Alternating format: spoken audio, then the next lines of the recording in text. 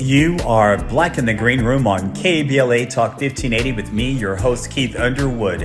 And this is your spot for real talk about entertainment with entertainers, creatives, and showbiz professionals. My guest today can be seen in the HBO Max series Peacemaker. He's also popularly known for the comic book film Guardians of the Galaxy, where he plays the super villain High Evolutionary. And most recently, he will be in the upcoming production of Cyrano de Bergerac at the Pasadena Playhouse. Welcome to the room, Chukwudi Iwuji. It's a pleasure. Thank you for having me. Yes, absolutely. So, you come from the Royal Shakespeare Company, and I'm going to put you on the hot seat. What are some of the major differences between the theater here and the theater in the UK? They're not as different as people sometimes allude to. I mean, if I were to say there's a big difference, I would say that there's more of a culture of apprenticeship still in the UK. Like for instance, I finished drama school here in the States and I went back to the UK, and the first, I would say 2 years that I was back, I was in the Royal Shakespeare Company playing tiny roles, bit parts, learning my craft, watching other actors do it. Then I went to the National, spent several months, came back to the RSC, spent another several months, and then went to, Bristol Old Vic, there's a real culture of bringing young actors in, and then you can sort of disappear for like 10 years from your 20s, then reemerge in your 30s, having played these roles and grown. Whereas I find here in the States, after drama school, there isn't really that much subsidized, although it's changing in the UK as far as subsidized theater. There isn't that much subsidized theater. There isn't that much opportunity to apprentice. You're sort of thrown into the deep blue sea and expected to keep honing your craft. And it falls on the shoulders of the actors to pay for workshops, to pay for classes and things like that. So I'd say the main thing is that in the UK, there's a real culture of steeping you in the classics and working in places like that to learn your chops, because you're not an actor after drama school. You've just been given the tools to start working, to start the process. And those sort of theaters and those sort of organizations like the National or the RSC or Bristol Old Vic, they give you a chance in a relatively safe environment, because you're being allowed to grow without being just thrown out on your own, But I think a lot of the differences people talk about, English actors are this versus American actors, I think that's leveling out big time. We're so international now, Yes. And so, what is performing on Broadway, or off Broadway? What is that like for you, as well? You mean performing here? No. I mean, from before, your career before. All right, yes. Funny enough, I've never actually done a Broadway show. I've done stuff at BAM and I've done stuff at the Public Theater and, Shakespeare in the Park. I'm yet to have my Broadway debut. But I do know that when I came over, having done pretty much a solid, 10 years in theater in the UK, it was really wonderful to come over. And the first show I did here was a joint Public Theater in New York with the RSC project. So it was a really good, seamless transition in many ways. I do know there is a magic, the West End and Broadway. There's such a magic. I've experienced the West End, but till I experience Broadway, I can't fully answer that question, but it's on my list, With Cyrano de Bergerac at the Pasadena Playhouse, for folks that might say, oh gosh, not another Cyrano de Bergerac, what would you say to them? This is not another Cyrano de Bergerac is what I would say to them exactly. First of all, the translation by Martin Crimp is just so sexy and hilarious and modern. I mean, Martin, I've worked on another one of his transitions. I did The Misanthrope in the West End years ago. And you just bounce with his language. Like, it sounds so contemporary.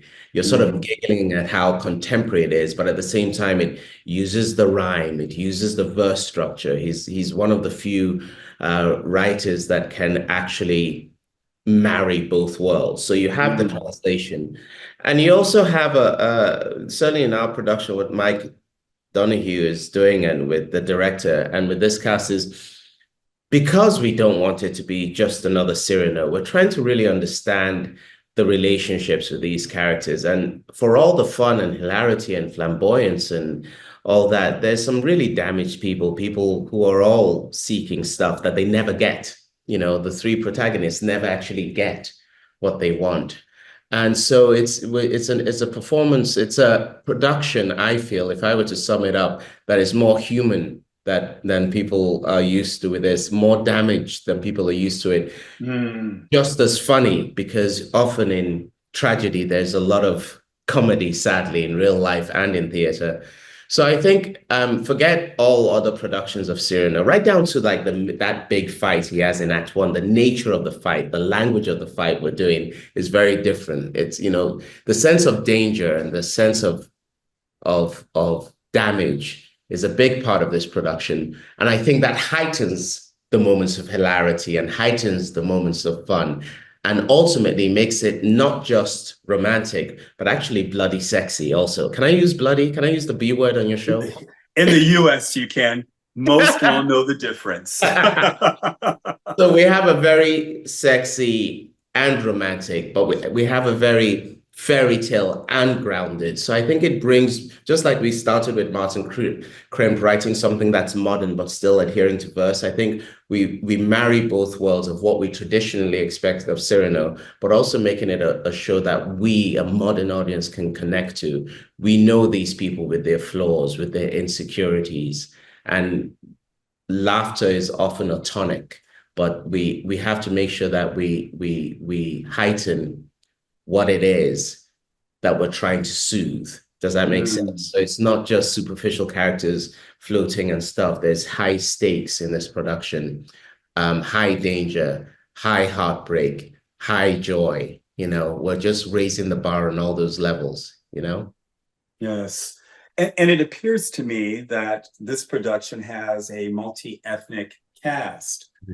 Is that addressed, any revisions in the script, or are we just playing the characters purely as the characters? We are playing the characters purely as the characters. I think, you know, that's a big thing we need, you know, that can be a whole different discussion, Keith, about this idea that certain scripts demand someone looks in a certain way when actually when you look at the script, there's no way that it demands Yes. whatsoever. And So, it's funny that you say that about Cyrano and then me mentioning earlier about all of the different interpretations, because we've seen so many different variations of mm, Cyrano. Please uh, continue.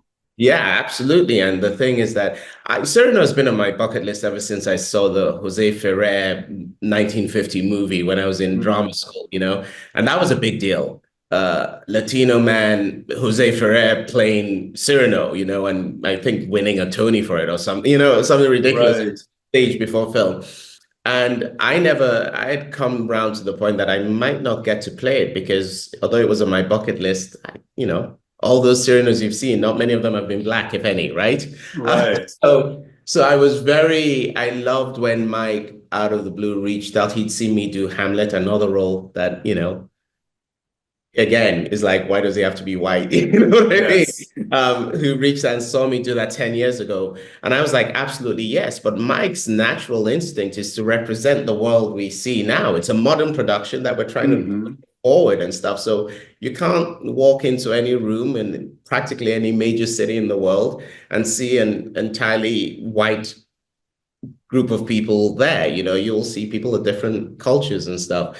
And without deliberately, you know, it's not bludgeoning the point at all. No square peg is being forced into a round hole. It's just like, who's the best actor for this? There's no reason why, you know, Roxanne can't be Rosa Salazar. There's no reason why Cyrano can't be Chukwudi Iwuji. It just, we're telling a story, right? We're telling a story of a modern world, you know, that we live in. And it's just very refreshing when and I'm thinking of the audiences we want to create and bring in the young students and the young possible future artists, or doesn't matter really, that they have to be able to come in and see themselves. I mean, one of the most magical moments in theater for me was when I did Hamlet. a dad. He was, coming in and he was, saying to me with his Latina daughter, and just going, I'm so glad that the first Hamlet she's ever seen is with you. Do you know what I Mm, mean? With your face, that's what she sees and knows it belongs to all of us. And I think we're going to be seeing, we have to be seeing more and more of this. right. Outside of the obvious differences, Mhm. what does Chukwudi bring to Cyrano? That's maybe if you get a chance to interview, he can tell you. It's really hard for me to think in those terms because honestly, and this is not me avoiding your question, I really don't think in those terms. Like a character comes to me and I'm trying to think, well, what does he sound like? What's his rhythm? You Mm, know, how does he walk into a room? you're examining the Giving a laugh. character. Do you know what I mean? Yeah. So it's Yes. very hard for me to look out. So it's a dangerous question to ask for me to think of what do I bring? Because then I will start trying to bring stuff to it. When actually Mm, all I'm trying to do is when I say I love you, Roxanne, to mean it as much as I can. So I will let you interpret it, Keith, when you come see it and tell me afterwards what you I brought into the room. I think that's right, the right, simplest way right. to play that sort of thing. But I hope what I'm bringing to it is relatability. I hope when he says I love you, I hope when he struggles with the insecurity that is the nose or the concept of the nose, people see their insecurities, Mm, see the ridiculousness of when you've decided to see something different in the mirror than the rest of the world sees, when you fixate on stuff. I hope, I'll be bringing an honesty to heartbreak. I hope I'll be bringing an honesty to loyalty. I just want to be, I guess, if there's one thing I want to bring, if there's a word, it's honesty to every characteristic I try to play. yes, I love that. And then, so then with saying that, and I like the way that you said that. So, as a supporter of students of acting, what has been your approach to the character? What's been your process? My process is actually very I get very worried when I tell because I think people want something exciting when you talk about process, like going to the Bronx Zoo and watching a salamander walk, which an actor has said something like that, believe me, believe it or not. My process is I learn the lines. My whole thing is that I have to know those lines like the back of my hand. And I know some Mm. people don't. So they're ingrained Yeah, into yeah, I you. need to know it so that it's the last thing I'm thinking about when I'm Mm. rehearsing with Rosa or Will or Jonathan or one of the guys, because those lines I've done my homework. The thing that's Yes. exciting is that thing I can't do in my apartment, can't do walking in the park, is having Rosa in front of me and what she's giving and reacting to that, or having Mike Donahue say, I just saw this, can you do this? You've got to be ready to do that. And I think going back to your original question of a big difference often in cultures, and it's a case-to-case thing, individual thing, but in cultures of acting with England and here in the States, I feel there is a need often, maybe because America still predominantly comes from a TV film culture, Mm. also Mhm. England, where it's changing a lot in England, but Yes. But I traditionally think that's has a fair been more statement. theatre. I think Emma Thompson put this really right, is that there's this need to, before you act something here in the States, that sense of, oh, I have to feel it. It has to be real before I say it, which sounds very noble. But Mhm. actually, theatre is a craft. Acting is a craft. If a director, you do something in a room and a director says, try it like this, you're not becoming a different person. You try it like this because you've honed the craft to try it like that. And you try it, and Mhm. it sort of goes from outside in and becomes real for you. But you've got to be Yes. ready to do it without having to, I need a moment to feel it first, whatever. You've got to be ready to do it. Use the imagination. I live very much, and I would say to young acting students, is that the imagination is the most important thing. You're going to find people that talk about Meisner, they're going to talk about method. That's all fine and good. And go study them, find the one that means it to you. But it's the imagination that matters. Mhm. And it's the imagination that lets you be this now and be that. It's the imagination for me that makes me to be able to be completely relaxed and whatever off stage. But when I walk off stage, be Trigorin or Hamlet and all that. It's the imagination. I don't have to live those people. I live them as the scene happens, as I connect with the other actor, but they live in my imagination and can be summoned. So I Mhm. challenge actors to embrace the idea of summoning it without feeling the need of having to live it first. Does that make sense? Yes, Yeah. it sounds very human, a very human approach because, we as humans are multifaceted. And so then if you've already learned your lines and then you're embracing that character, you are becoming the character, you can pull out of different facets of that character and your ability to adapt to whatever the director might need. Absolutely. And almost in a sort of counterintuitively, that's more human and real than the person that's there trying to feel human and real before they, Mhm. because it's play, it's bouncing, it's like watching kids play games. The 100% belief young kids when they're playing games have in what the character they're playing is something we have Yes, to strive for. They absolutely believe it in the moment, and we've got to find it. And that's what I like about it is that a lot of the work is done after I've learned my lines when I'm asleep. I have images in my head, the imagination kicks in, and then it gets crafted by the room, by what the other actor's doing, by what your director's telling you, and those things are alive in you instead of you trying to stage manage your feelings. Leave those yes, alone. Leave your feelings alone. Something will happen that might surprise you, as opposed to knowing exactly how you have to feel for this state. Try saying the absolutely. lines, try speaking the lines with the other person and back and forth, and then suddenly seeing what it does to you. This conversation we just had, as I answered your question and you fed me back, it did something to me that was real, that I Yes, couldn't have preempted necessarily. Does that make sense? absolutely. And that's one of the beauties of the theater as well, because it can be something different Every every now, performance. yes. But you're not Yes, striving to make it different. It is what it is. But the yes, groundwork, the foundation, those lines, those beats, the honesty, the imagination are always there. But these little shifts in the molecules happen depending on the night, on the room, on all that stuff. yes, absolutely. And I know you guys are early in rehearsals, but what can you tell me about the production of Cyrano, thus far? I think I mean, it's very recognizable to this world, to this time, in that sense. There's some really, I mean, it's a very talented cast. So there's real texture. I think Mike Donahue, the director, put it very well, is that everyone came and they were all our own kind of actors and we're coming together to build something very new. Does that make sense? There's something vibrant in the room. There's a lot of comedy joy in the Mm, room. Um, but I think there's mainly is about storytelling, and I think it comes from the top down. And as a director, his attention to detail is second to none. And it's a production that lives in the details, and that's what's mm, going to make it very different from other productions. There's no generalization at all.